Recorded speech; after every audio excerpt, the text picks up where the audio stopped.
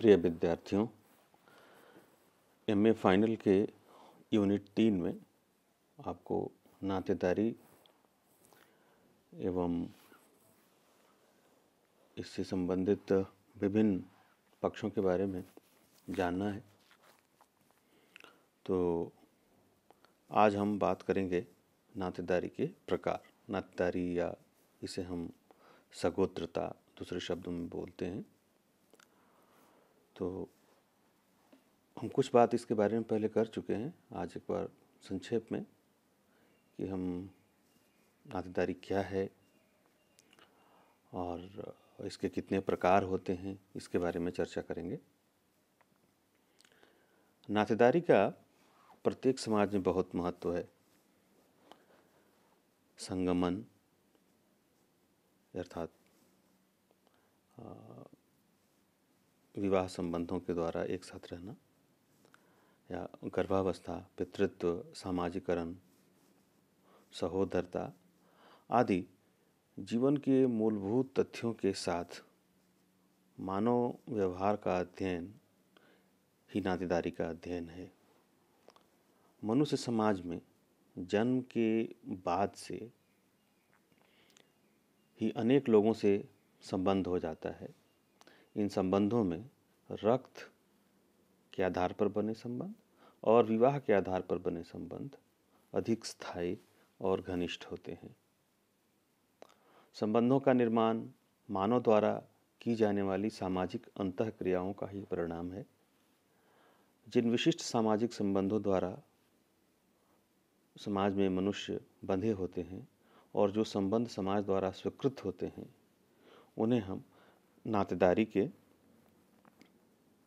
अंतर्गत सम्मिलित करते हैं। नातेदारी के भेद या टाइप्स ऑफ किनशिप।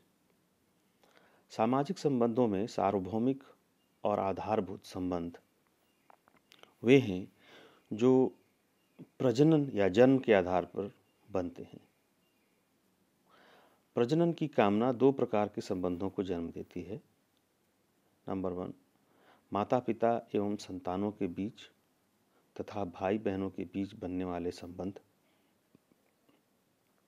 इन्हें हम समरक्तता के संबंध कहते हैं, अर्थात रक्त की समानता के आधार पर बने हुए संबंध। दूसरे संबंध पति पत्नी के मध्य बनने वाले एवं इन संबंधों के पक्षों के बीच बनने वाले जो संबंध होते हैं, जिन्हें हम विवाह संबंध कहते हैं। हम इन्हीं दो संबंधों के बारे में संक्षेप में यहाँ पे चर्चा करेंगे।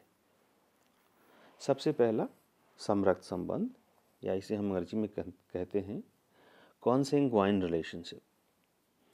प्रजनन के आधार पर उत्पन्न होने वाले सामाजिक संबंधों में से एक प्रकार वह है जो रक्त या समरक्तता के आधार पर बनता है, जैसे माता पिता एवं संतानों के बीच का संबंध। संतानें माता पिता के वाहक कणों ग्रहण करती हैं और ऐसी मान्यता है कि उनमें समान रक्त पाया जाता है। इसी प्रकार से भाई और बहनों के बीच के संबंध भी रक्त संबंध ही कहलाएंगे। इन संबंधों को यदि समाज स्वीकृति देता है तो वे वास्तविक संबंधों की तरह ही माने जाते हैं। अतः रक्त संबंधों में जैविकीय तथा तथ्य इतना महत्वपूर्ण नहीं है जितना कि सामाजिक मान्यता या तथ्य। विभिन्न समाजों में हमें इसके अनेक उदाहरण देखने को मिलेंगे। जैसे मलेशिया के ट्रॉब्रियन द्वीप के निवासियों में वास्तविक पिता कभी कभी अज्ञात होता है, लेकिन परंपरा अनुसार संतान का पिता वही माना जाता है जो उस लड़की से विवाह करता है। गोद लेने वाली प्रथा इसका सार्वभौमिक उदाहरण है।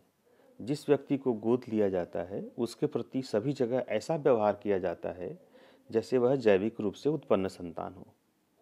यदि वास्तविक रक्त संबंध ही ऐसे संबंधों का आधार होता है तो हम कई संबंधियों को एक ही नाम से क्यों पुकारते हैं? जैसे पिता की आयु व माता की आयु के लोगों को पिता या माता शब्दों के द्वारा संबोधित करना। कुछ लोग जैविकीय संबंधों की तुलना में संबंधियों द्वारा निभाए गए अधिकार एवं कर्तव्यों को अधिक महत्व देते हैं।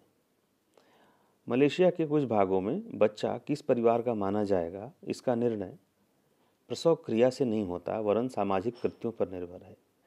वहाँ एक द्वीप में तो प्रसूता का जो व्यक्ति उसके कार्यों का मूल्य देता है, वही उसकी संतान का पिता कहलाता है, और उस व्यक्ति की पत्नी उस बच्चे की माँ बन जाती है। इसी प्रकार से एक दूसरे द्वीप में वह व्यक्ति पिता बन जाता है जो गृह द्वार पर साइकस वृक्ष के पत्ते का आरोपण करता है। इस प्रकार स्पष्ट है कि पितृत्व और मातृत्व सृजन और प्रसवन की शारीरिक क्रियाओं पर ही पूर्णतः आधारित नहीं होते हैं, वरन सामाजिक प्रथाओं पर निर्भर हैं। अतः स्पष्ट है कि नातेदारी में सामाजिक मान्यता जैविक तथ्य पर से अधिक महत्वपूर्ण है, वे अधिक प्राथमिकता पाते हैं। जो दूसरा संबंध है नातेदारी के प्रकार के रूप में, वह है विवाह संबंध, जिसे हम अंग्रेजी में कहते हैं ए फाइनल रिलेशनशिप। यह प्रजनन पर आधारित नातेदारी संबंध है जो विषम लिंगियों अर्थात अलग अलग जेंडर के लोगों के बीच समाज की स्वीकृति के परिणाम स्वरूप स्थापित होता है। केवल पति पत्नी विवाह संबंधी नहीं है, वरन उन दोनों के परिवारों के अनेक संबंधी भी परस्पर विवाह संबंधी हो जाते हैं, जैसे सास, ससुर, ननद, भौजाई, जीजा, साली, साला, साड़ू, फूफा, भाभी, बहू, ये सब जो संबंध हैं वह दो लोगों के परस्पर विवाह के कारण बनने वाले संबंध हैं। इन संबंधों को दो व्यक्तियों के संदर्भ में ही प्रकट किया जाता है। जब भी देखेंगे, जैसे सास होगी तो बहू होगा, बहू होगी इस प्रकार से ससुर तो बहू, पति पत्नी, जीजा साली, देवर भाभी, ननद भौजाई, साला बहनोई, मामी भांजा, भतीजा फूफा आदि। तो इन सभी संबंधियों के बीच संबंध का आधार रक्त नहीं है, बल्कि विवाह है। तो ये हुआ किनशिप या नातेदारी के प्रकार। हम इसे यहीं पे समाप्त करते हैं और फिर हम बात करेंगे अगली वीडियो में नातेदारी की श्रेणियों के बारे में। धन्यवाद।